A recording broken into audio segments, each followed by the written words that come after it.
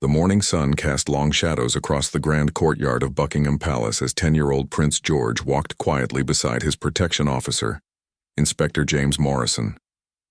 It was an unusually peaceful Tuesday in October, with most of the royal family away on official duties. The palace felt different when it was this quiet, less formal, more like the home George sometimes wished it could always be. Inspector Morrison had been assigned to Prince George for nearly 3 years now. At 52, he was a veteran of the Metropolitan Police Service, with silver threading through his dark hair and lines around his eyes that spoke of countless hours spent watching, waiting, and protecting. His colleagues often joked that guarding a young prince was probably the most challenging assignment in royal protection, not because of security threats, but because children were naturally unpredictable. But George had always been different from what Morrison expected. The boy was thoughtful, observant, and surprisingly considerate for someone his age. While other children might run ahead or ignore their security detail, George often walked at Morrison's pace, sometimes even asking about his day or commenting on things he noticed around the palace grounds. This particular morning, they were making their way to the private gardens where George's tutor was waiting for an outdoor history lesson. The autumn air was crisp, and fallen leaves crunched softly under their feet. George carried a small notebook and pencil, prepared to sketch some of the palace's architectural features as part of his studies. As they passed through the inner courtyard, George noticed something that made him slow his steps. Inspector Morrison was walking with a slight limp, favoring his left leg. It wasn't obvious. Morrison was too professional to let anything interfere with his duties. But George's keen eye caught the subtle change in his gait. "Inspector Morrison," George said quietly, stopping near a stone bench beneath an old oak tree. "Are you all right?" Morrison paused, surprised by the question. In his years of royal protection, he had become accustomed to being somewhat invisible, a silent guardian whose presence was acknowledged, but rarely addressed directly. "I'm perfectly fine, Your Royal Highness. We should continue to your lesson." But George didn't move. He studied Morrison's face with the same intensity he brought to his studies, noticing things that adults often missed. There was something in the inspector's eyes, a tightness around the corners that suggested discomfort and perhaps something deeper. "You seem tired," George observed, his voice gentle but persistent. "And you're walking differently today." Morrison felt a flutter of surprise. He had always prided himself on his professionalism, his ability to remain focused despite any personal discomfort. But this young prince saw through his carefully maintained facade with an honesty that was both unsettling and touching. "I'm managing quite well. Thank you for asking," Morrison replied, though his formal tone softened slightly. He had developed a genuine fondness for this thoughtful boy over their years together. George tilted his head, considering something. He had been taught about duty and service from a very young age, but he had also been taught about compassion and kindness, lessons his parents emphasized as being just as important as any royal protocol. "Would you like to sit for a moment?" George asked, gesturing to the bench. "My tutor won't mind if I'm a few minutes late." I could tell her we were discussing palace security or something important like that. The offer caught Morrison off guard. In his decades of service, he had rarely experienced such genuine concern from those he was assigned to protect. Most people, understandably, were focused on their own schedules and responsibilities. But here was this young prince offering to potentially disrupt his own education to ensure his guards' comfort. "That's very kind of you, Your Royal Highness, but it's really not necessary," Morrison said, though he couldn't hide a slight smile.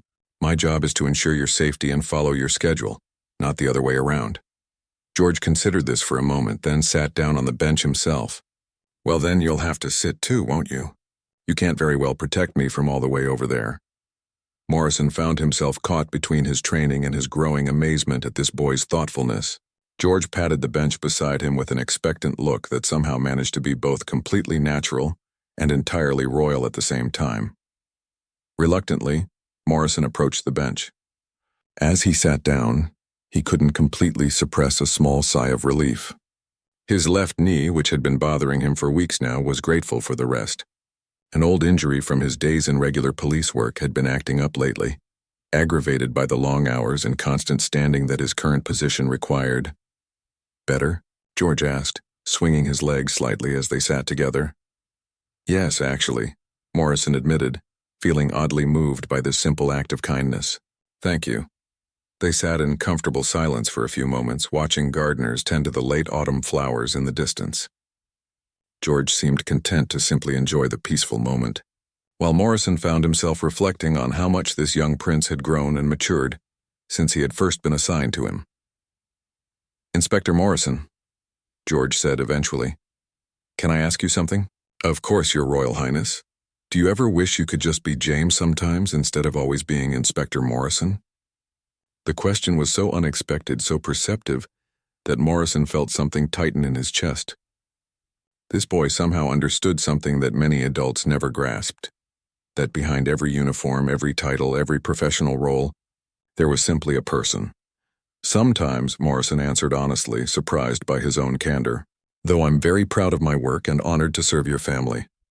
George nodded thoughtfully. "I understand that feeling," he said quietly. "Sometimes I wish I could just be George, too." In that moment, Morrison realized he was seeing something remarkable. Not just a future king, but a young person with wisdom and empathy far beyond his years. And somehow, without even trying, Prince George had managed to make him feel seen and valued in a way he hadn't experienced in a very long time. The next few days passed with an unusual rhythm. George found himself paying closer attention to Inspector Morrison, noticing small details he had previously overlooked. The inspector carried himself with unwavering professionalism, but George could see the effort it sometimes required. There were moments when Morrison shifted his weight carefully, brief instances when he stretched his back when he thought no one was looking, and a subtle stiffness in his movements during their longer walks through the palace corridors. George's natural curiosity led him to observe other staff members as well. During his afternoon tea with Mrs. Henderson, the head housekeeper, he casually brought up the topic of the palace guards and security staff. "Mrs. Henderson?" he asked, stirring honey into his tea. "Do the guards ever get tired? I mean, they stand for such long periods." Mrs. Henderson, a kindly woman in her 60s who had worked at the palace for over 30 years, smiled at the question. "Oh my, yes, Your Royal Highness. It's quite demanding work standing guard for hours at a time. Their feet must ache something terrible by the end of their shifts. And Inspector Morrison," George continued carefully, "he walks with me everywhere. That must be quite tiring too." "Inspector Morrison is a dedicated man," Mrs. Henderson said warmly. "He's been having a tough time lately, I think. I've seen him in the staff quarters and he doesn't look quite himself. But he'd never let it show while he's on duty with you." George absorbed this information thoughtfully. He had always been taught that with privilege came responsibility, not just to his future role, but to the people around him. His parents had emphasized that everyone who worked at the palace was part of their extended family, deserving of respect and consideration. That evening, George approached his father, Prince William, in his study. William was reviewing some documents, but he looked up with a smile when his eldest son entered. "George, how was your day?" "It was good, Papa," George said, settling into the chair across from his father's desk. "I wanted to ask you about something." William set aside his papers, giving George his full attention. "What's on your mind?" "It's about Inspector Morrison," George began. "I think he might be hurt or not feeling well. He tries to hide it, but I can see he's uncomfortable sometimes." William's expression grew more serious. The royal family took the well-being of their staff very seriously, and he was proud that George was developing this same sense of awareness and care. "What have you noticed?" William asked. George explained his observations, the slight limp, the careful movements, the moments of visible discomfort that Morrison tried to conceal.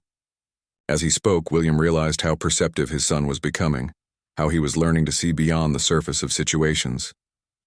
"You're very observant, George," William said when his son finished, "and I'm proud that you care about Inspector Morrison's well-being.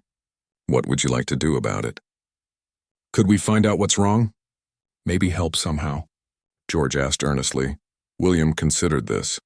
He knew Inspector Morrison well. The man was dedicated, professional, and probably the type to work through discomfort, rather than admit to any weakness. But George's concern touched him, and he realized this could be an important lesson for his son about leadership and compassion. "I'll make some discreet inquiries," William promised. "But George, Inspector Morrison is a proud man. We need to be careful about how we approach this. He might not appreciate feeling like he's being watched or pitied. George nodded seriously. I understand, Papa. I don't want to embarrass him. I just want to help. The next morning, William made a few quiet phone calls. He spoke with the head of Royal Protection, who confirmed that Inspector Morrison had been dealing with an old knee injury that had been bothering him lately. The injury was from his earlier police work. He had been injured while apprehending a suspect several years before joining Royal Protection. Morrison had mentioned it during a routine medical check, but had insisted it wouldn't interfere with his duties. He's too valuable to lose, the head of protection told William, and too stubborn to admit when he needs help. We've been trying to figure out how to give him some lighter duties without making him feel like he's being demoted. William shared this information with George that evening, explaining that Inspector Morrison was indeed dealing with an old injury that was causing him pain. So what can we do? George asked. Well, William said thoughtfully, your schedule isn't always very demanding physically. Maybe we could find ways to make Inspector Morrison's job a bit easier without making it obvious. George's eyes lit up with understanding. You mean like having more indoor activities? Or sitting down more during my lessons? Exactly. And maybe we could arrange for some activities that require less walking and standing. Over the next few days, George began implementing small changes to his routine. He suggested to his tutors that they hold some lessons in the library rather than walking through the gardens. He expressed interest in spending more time in the palace's art rooms, which were closer together and required less movement between locations. When his piano teacher suggested they take a break for fresh air, George politely declined, saying he preferred to continue practicing. Inspector Morrison noticed these changes but didn't immediately connect them to his own discomfort. He was grateful for the less demanding schedule, though he wondered about George's sudden preference for indoor activities. It was during one of these indoor sessions that George made his most significant gesture yet. They were in the palace library, where George was researching a project about British military history. As they sat at one of the long wooden tables surrounded by ancient books, George looked up from his reading. Inspector Morrison, he said quietly, would you like to sit down while I work? There's a comfortable chair right there and you'd still be able to see everything. Morrison was touched by the offer but felt obligated to refuse. Thank you, Your Royal Highness, but I'm quite all right standing. George considered this for a moment, then moved to the comfortable armchair himself. Actually, I think I'd prefer to work from here. It's better for reading these heavy books. Would you mind sitting across from me? You could help me understand some of these military terms. Morrison realized he was being outmaneuvered by a 10-year-old, but in the most considerate way possible. George had found a way to offer him relief while making it seem like a natural part of the lesson. As he settled into the chair across from the young prince, Morrison felt a wave of gratitude and amazement at this boy's thoughtfulness. As the weeks progressed, something beautiful began to develop between Prince George and Inspector Morrison. What had started as a professional relationship was evolving into something deeper, a genuine friendship built on mutual respect and understanding. George's small acts of kindness had not gone unnoticed by Morrison, who found himself increasingly moved by the young prince's thoughtfulness. The palace staff began to notice changes in their daily routines as well. George's modified schedule meant that Morrison spent more time in comfortable indoor settings, and the inspector's obvious relief didn't escape the attention of his colleagues. Some of the other guards quietly commented on how much better Morrison seemed lately, though none of them connected it to Prince George's deliberate adjustments. During one particularly rainy Thursday afternoon, George was in the palace's private cinema room, watching a documentary about wildlife conservation for his environmental studies. Inspector Morrison stood by the door, as was his usual position, when George paused the film and turned around. Inspector Morrison, this documentary is really interesting. It's about protecting endangered animals in Africa. Would you like to watch it with me? There's plenty of room, and I think you might enjoy it. Morrison hesitated. While he appreciated George's continued kindness, he was still careful to maintain proper boundaries. That's very thoughtful of you, Your Royal Highness, but I should remain at my post. George considered this for a moment, then smiled. Well, your post is to keep me safe, right? And I'm safe here in this room, so technically, sitting down while watching wouldn't change your ability to protect me. In fact, you might be even more alert if you're comfortable. The logic was both sound and endearing. Morrison found himself charmed by George's reasoning. But more than that, he was touched by the boy's persistent efforts to include him and ensure his comfort. Besides, George added, I might have questions about some of the content, and you probably know more about different parts of the world than my tutors do. This was true. Morrison's police background had given him experience with various international situations, and he had indeed traveled quite extensively in his younger years. Reluctantly, but with growing warmth, he accepted George's invitation and settled into one of the comfortable seats. As they watched the documentary together, something remarkable happened. Morrison found himself genuinely engaged with the content, and George asked thoughtful questions that led to interesting discussions. The inspector shared stories from his earlier career, including a brief assignment he had once had providing security for a wildlife conservation conference. You've done so many interesting things, George said during a quiet moment in the film. Being a police officer must have been exciting. It had its moments, Morrison replied. Though I have to say, working with your family has been one of the most rewarding experiences of my career. George looked at him seriously. Even when it hurts your knee? The direct question caught Morrison off guard. He had thought he had been concealing his discomfort effectively, but clearly this perceptive young prince had seen through his professional facade. How long have you known? Morrison asked quietly. A few weeks now, George admitted. I didn't want to embarrass you by asking directly, but I could see you were uncomfortable sometimes. That's why I've been suggesting more indoor activities and sitting down more during lessons. Morrison felt a complex mix of emotions wash over him. Gratitude, amazement, and something that felt very much like affection for this extraordinarily thoughtful child. You've been changing your schedule for me? George nodded simply. Papa says that when you care about someone, you look after them. And I do care about you, Inspector Morrison. You've been with me for years now, and you're not just my protection officer, you're my friend. The word friend hung in the air between them, representing a bridge that had been built slowly over years of shared experiences. Morrison realized that somewhere along the way, this professional assignment had become something much more personal and meaningful.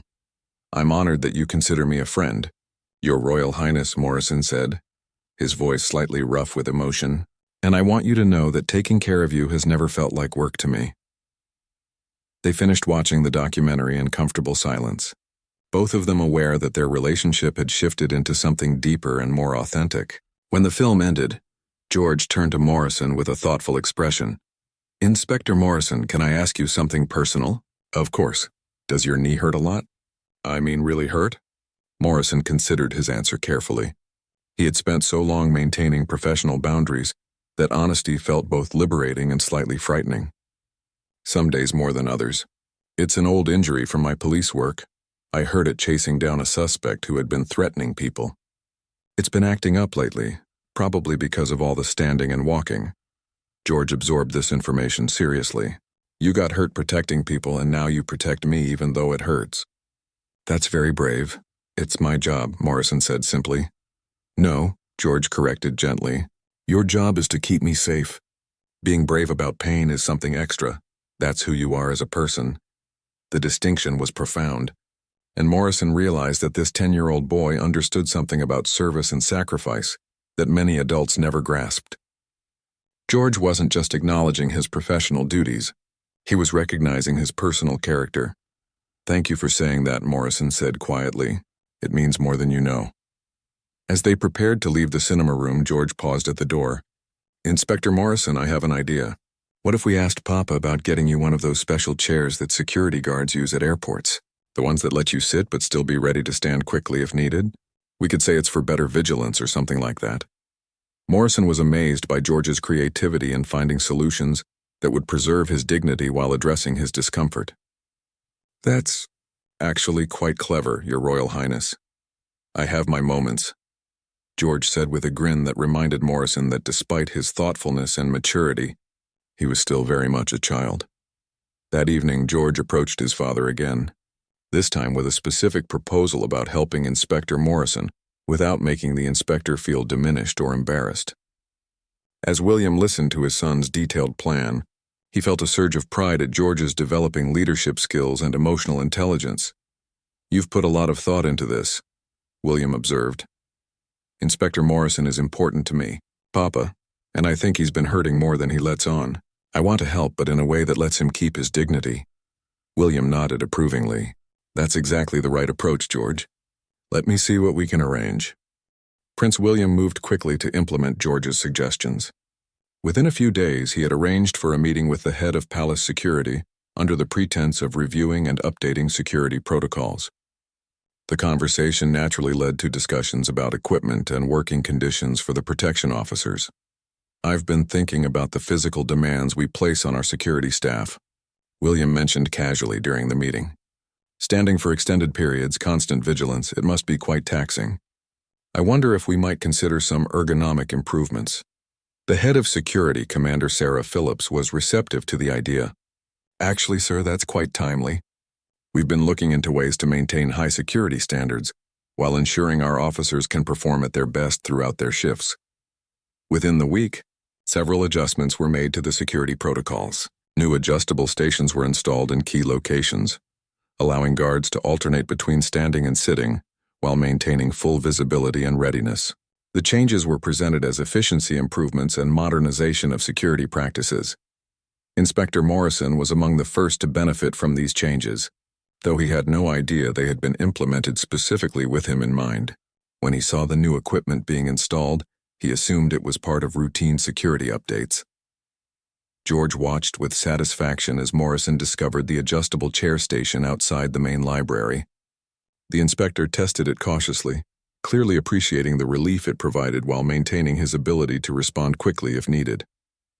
"These new security stations are quite thoughtful," Morrison commented to George during one of their library sessions. "Someone clearly put a lot of consideration into designing them." George smiled quietly, pleased that his plan was working while Morrison's dignity remained intact. "The palace is always trying to improve things," he said diplomatically. However, despite these improvements, George noticed that Morrison's condition seemed to be worsening rather than improving. The inspector was more skilled than ever at hiding his discomfort, but George's observant nature caught subtle signs that others missed. Morrison moved more carefully in the mornings, took longer to settle into positions, and George occasionally caught him pressing his hand against his lower back when he thought no one was looking. The situation came to a head on a particularly busy Friday.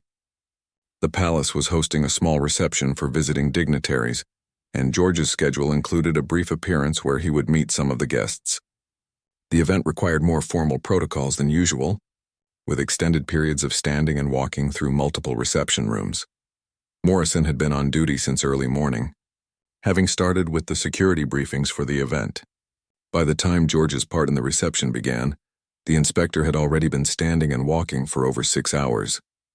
As they moved through the formal receiving line, George noticed that Morrison's usual steady presence seemed more labored than usual. The reception took place in the white drawing room, a magnificent space with ornate decorations and priceless artwork. George, dressed in his formal attire, moved gracefully through the introductions, shaking hands with diplomats and their families with the poise he had been developing since childhood. As they progressed through the room, George became increasingly aware of Morrison's struggle. The inspector maintained his professional demeanor, but George could see the tension in his shoulders, the careful way he placed each step, and the slight grimace that flickered across his face when he thought no one was watching. About halfway through the event, they paused near one of the room's elaborate mirrors, while George's parents engaged in extended conversation with the Austrian ambassador. This was meant to be a brief respite, but the conversation stretched on for nearly 20 minutes as diplomatic discussions often do. George stood politely, participating in the conversation when addressed, but his attention was increasingly drawn to Morrison, who was stationed a few feet behind him. The inspector's face had grown pale, and George could see small beads of perspiration on his forehead, despite the cool temperature of the room. When George noticed Morrison shift his weight for the third time in as many minutes, he made a decision that would surprise everyone present. In the middle of a discussion about cultural exchange programs, George politely interrupted the conversation. "Excuse me, Ambassador," he said with perfect courtesy. "I hope you won't mind, but I need to address something important with my security detail." The adults turned to look at him with mild surprise, but George's serious expression and polite tone indicated this wasn't a childish interruption. George walked directly to Inspector Morrison and, in a voice that carried just enough to be heard by the nearby adults, said, "Inspector Morrison, I need you to sit down immediately." Morrison looked startled. "Your Royal Highness, I'm quite all right." "No, you're not," George said firmly but kindly. "And I'm concerned about your well-being. Please sit down." The room had grown quiet, with all eyes now focused on this unexpected exchange. Morrison felt a flush of embarrassment, but George's next words changed everything. "Inspector Morrison has been protecting me and my family for years," George announced to the room, his young voice carrying remarkable authority. "He was injured in the line of duty during his police service, protecting other people. Today he's been working for hours to ensure everyone's safety at this reception, even though I can see he's in pain." George gestured to one of the ornate chairs along the wall. "Inspector Morrison, as the person you're assigned to protect, I'm asking you to take care of yourself. If you're not comfortable, then I'm not comfortable either." The simplicity and sincerity of George's words created a profound moment in the elegant reception room. Here was a 10-year-old prince publicly acknowledging and honoring the service and sacrifice of someone whose job was typically to remain invisible. Ambassador Fisher, a man in his 60s who had spent decades in diplomatic service, was the first to respond. "Young man," he said to George, "that is one of the most gracious things I have ever witnessed." Prince William stepped forward, his face showing both pride in his son and concern for Morrison. "Inspector Morrison, please do as Prince George suggests. We're all concerned about your well-being." Morrison, overwhelmed by the public attention and George's unexpected advocacy, felt his professional composure waver for the first time in years. The combination of physical discomfort, emotional gratitude, and the dignity with which George had handled the situation created a moment of vulnerability he hadn't anticipated. Morrison began, then stopped, clearly struggling with emotions he wasn't accustomed to showing in public. George approached him and, with the same natural grace he had shown throughout the reception, simply said, "It's okay, Inspector Morrison. You've taken care of me for so long. Let us take care of you now."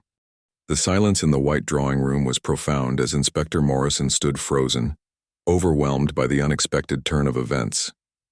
Years of professional training had taught him to remain composed under pressure, to fade into the background, to never draw attention to himself. But here was Prince George, this remarkable 10-year-old boy, not only seeing him as a person rather than just a protective presence, but advocating for him in front of distinguished guests and senior royals. Morrison's eyes met George's, and in that moment something fundamental shifted. The young prince's expression held no pity, no embarrassment, only genuine concern and respect. George was looking at him the way one friend looks at another who needs help, without any trace of condescension or awkwardness. "Your Royal Highness," Morrison said quietly, his voice thicker than usual, "I appreciate your concern." "But, Inspector Morrison," George interrupted gently, "do you remember what you told me once about courage?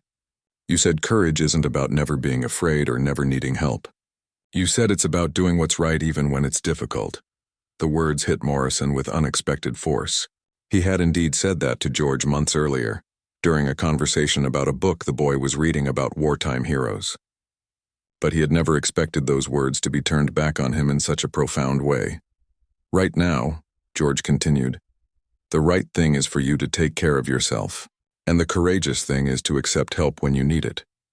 Morrison felt something break inside his chest, not painfully, but like a dam giving way to release pressure that had been building for too long. For years he had carried the weight of his old injury, the daily discomfort, the pride that prevented him from acknowledging his limitations. And now this child, with wisdom far beyond his years, was offering him permission to be human. Slowly, Morrison walked to the ornate chair George had indicated. As he sat down, a visible wave of relief passed over his features. The distinguished guests watched with respectful silence, understanding they were witnessing something significant. But then something unexpected happened.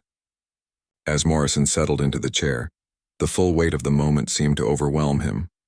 Years of suppressed emotion, gratitude for George's incredible kindness, and the realization of how much pain he had been enduring suddenly converged. Morrison's shoulders began to shake slightly, and those closest to him could see that tears were gathering in his eyes. The seasoned police officer, the consummate professional who had faced dangerous criminals and high-pressure situations without flinching, was being undone by the simple kindness of a child. I'm sorry, Morrison whispered, clearly struggling to maintain his composure. This is highly unprofessional. Prince William immediately stepped forward. Inspector Morrison, there's nothing unprofessional about being moved by kindness, and there's certainly nothing wrong with accepting help when you need it. But Morrison was shaking his head, clearly overwhelmed by emotions he couldn't contain. I should step down from this assignment, he said, his voice barely audible. I've become too emotionally involved. I'm compromising my professional judgment. The words hung in the air like a physical blow. George's face went pale with shock and concern. This wasn't what he had intended at all. His gesture of kindness had somehow triggered exactly what he had hoped to prevent, Morrison feeling like he needed to leave. No, George said firmly, stepping closer to Morrison's chair.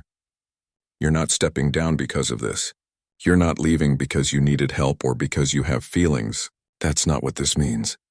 Morrison looked up at George through eyes bright with unshed tears.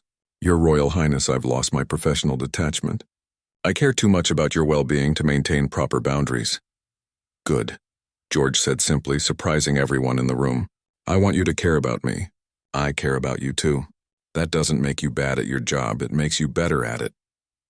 Ambassador Fisher, who had been watching this exchange with growing amazement, spoke up.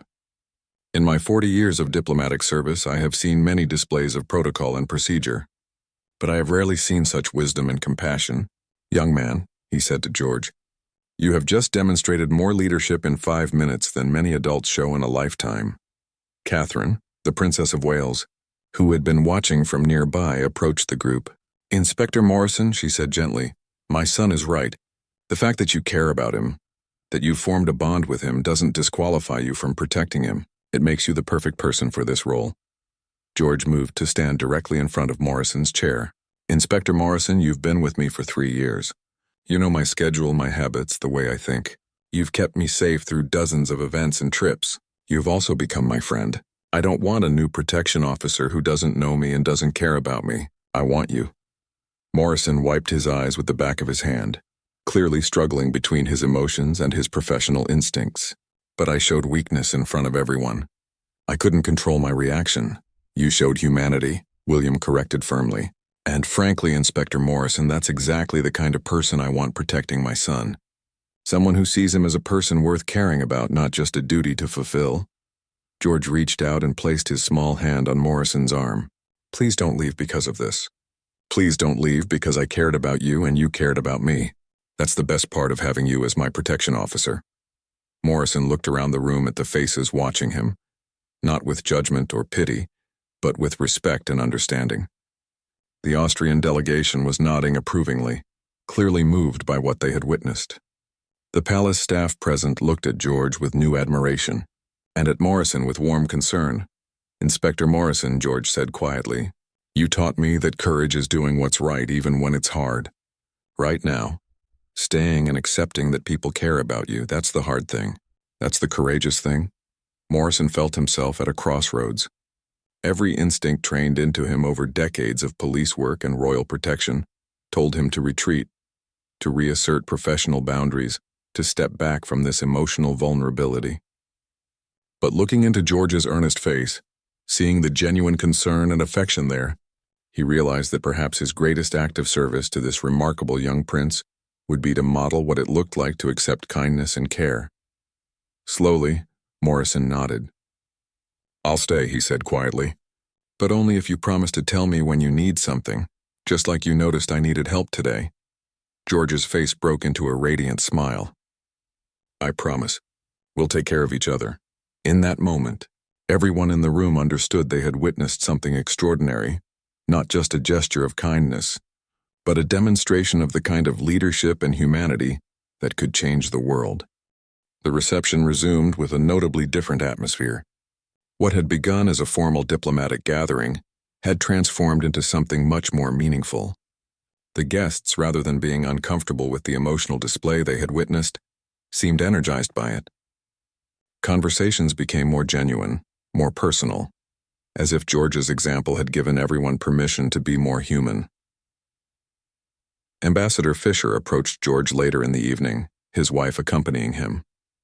Your Royal Highness, he said warmly, My wife and I wanted to thank you for what we witnessed today. In our country, we have a saying, true nobility shows itself not in how one commands, but in how one cares. You exemplified that beautifully. George accepted the compliment graciously, but his attention kept drifting to Inspector Morrison, who had remained seated for the rest of the reception as various colleagues quietly took turns covering his usual duties. The inspector looked more relaxed than George had seen him in months, though he was clearly still processing the emotional events of the afternoon.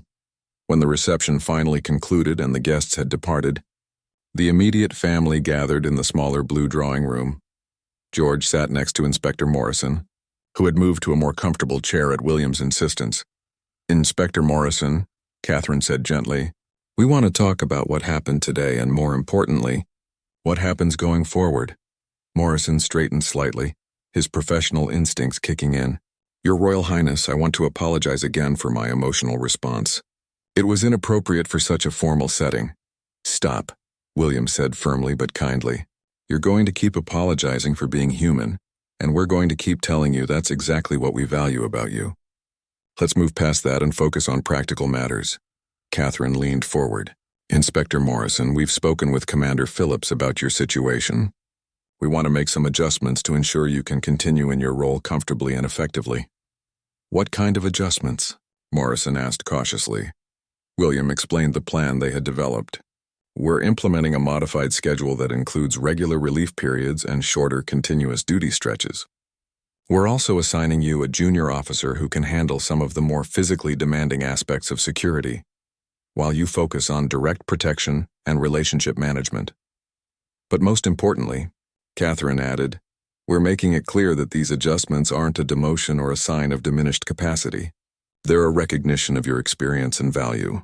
You'll be training the next generation of Royal Protection officers while continuing to serve as George's primary guardian." George looked pleased with this arrangement. "So Inspector Morrison will still be with me every day?" "Yes," William confirmed. "But he'll have support, and he won't have to ignore his own well-being to take care of yours." Morrison was quiet for a long moment, absorbing this information. "This is far more consideration than I expected or feel I deserve." "Inspector Morrison," George said seriously, "do you remember when we talked about what makes someone deserving of respect? You said it wasn't about titles or positions, but about how they treat others and whether they try to do the right thing." Morrison nodded, remembering the conversation from several months earlier. "Well," George continued, "you've spent years taking care of me even when it hurt.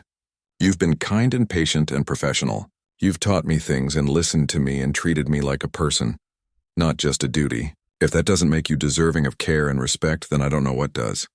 The simple logic and sincerity of George's words settled something in Morrison's chest.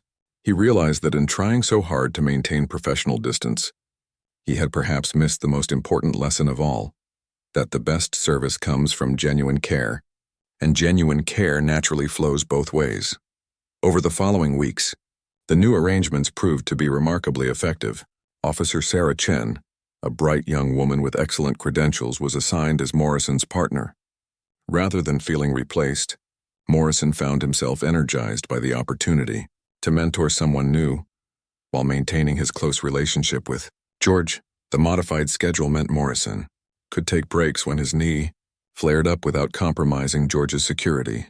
More importantly, it meant he could be fully present and engaged during the times he was directly responsible for George's care. The story of what had happened at the reception spread quietly through the palace staff and, eventually, to other Royal Protection units.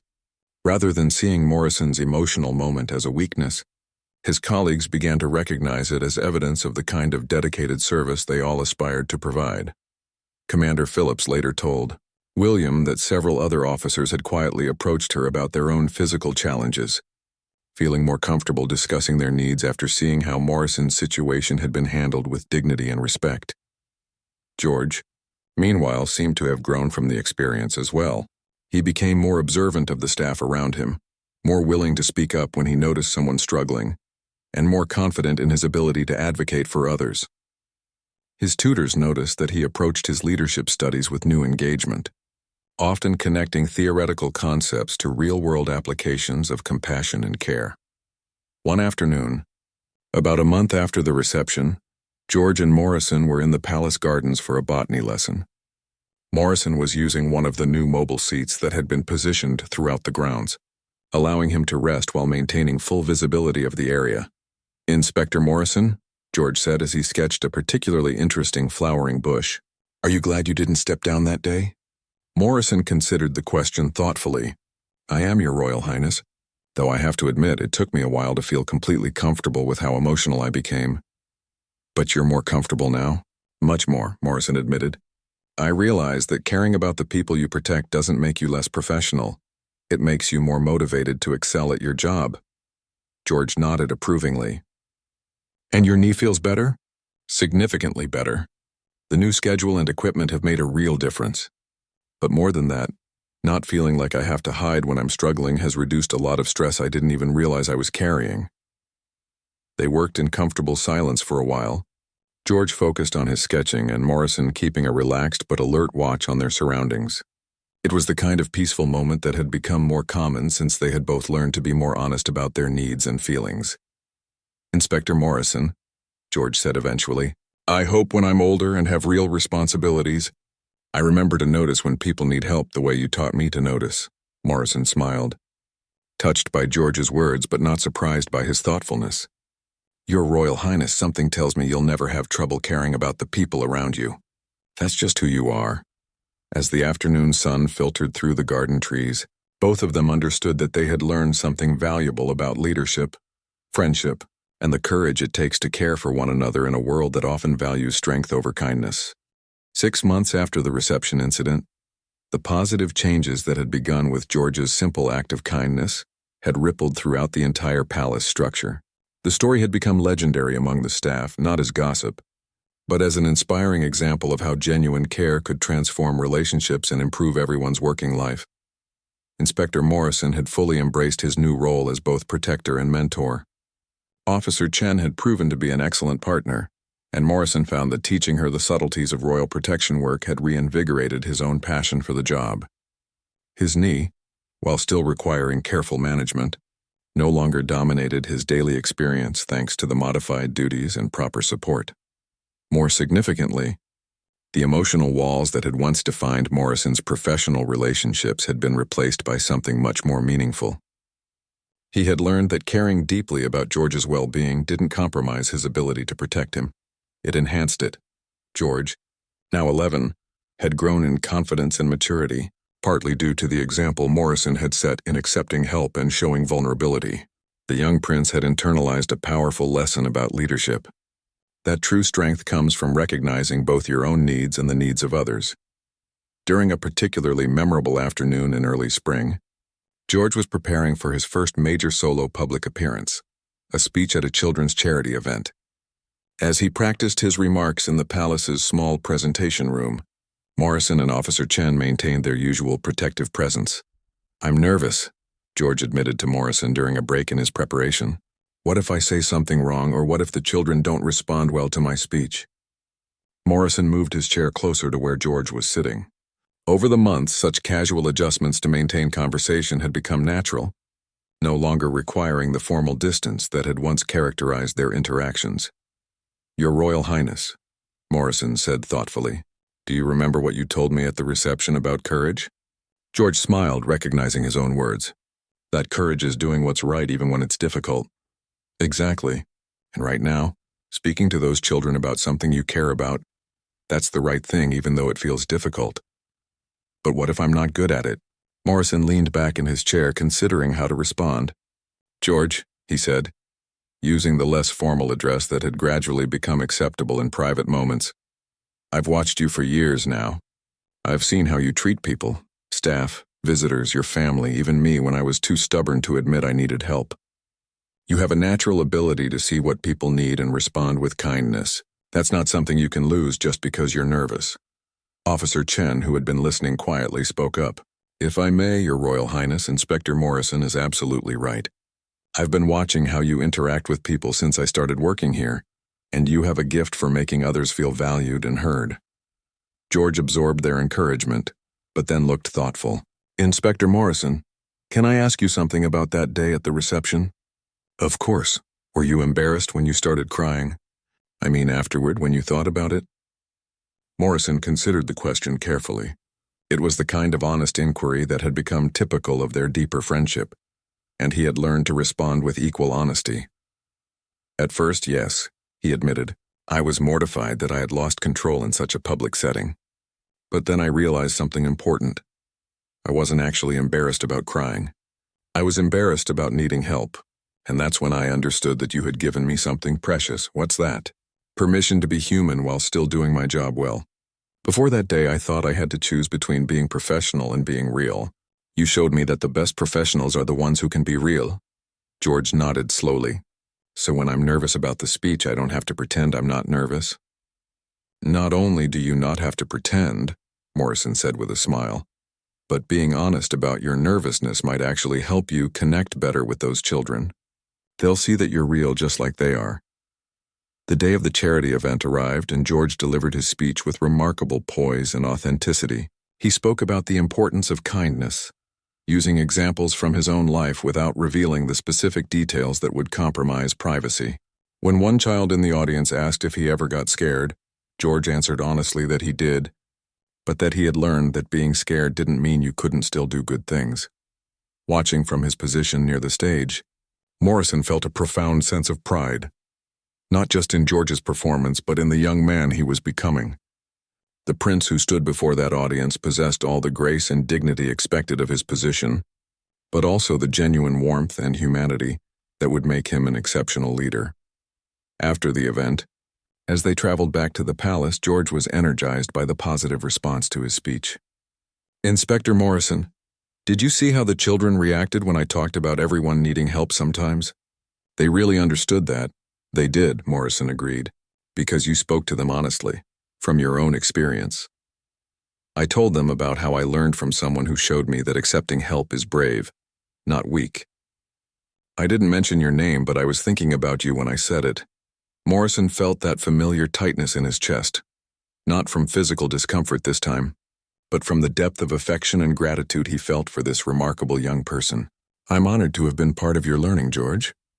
As their car pulled through the palace gates, George turned to Morrison with a serious expression. Inspector Morrison, I want you to know something. That day at the reception when you said you should step down, that scared me more than any security threat ever could. Morrison was surprised by this admission. Why? Because I realized how much I depend on you, not just to keep me safe, but to help me understand how to be a good person. You've taught me about duty and service, but also about kindness and honesty. If you had left, I would have lost one of my most important teachers. The simple sincerity of George's words created a moment of perfect understanding between them. Morrison realized that their relationship had evolved into something neither of them had initially expected. A genuine mentorship built on mutual respect, care, and trust. George, Morrison said quietly, I want you to know that protecting you and watching you grow into the person you're becoming has been the greatest privilege of my life. As they sat in the palace courtyard, with Officer Chen giving them space for their conversation, both of them understood that they had discovered something rare and valuable. Their relationship had begun with professional duty, but had grown into something much deeper, a friendship that had taught them both about courage, compassion, and the strength that comes from caring for one another. Years later, when George would face the complex challenges of his future role, he would carry with him the lessons learned from a palace guard who had shown him that true leadership begins with seeing and caring for the people around you, and Inspector Morrison would continue his service, knowing that his greatest contribution to the royal family had not been the security he provided, but the human connection that had helped shape a future king into a leader who would never forget the importance of kindness. In the end, a quiet gesture of compassion had transformed both their lives, proving that sometimes the most powerful moments come not from grand proclamations or formal ceremonies, but from one person simply noticing that another person needs care and having the courage to provide it.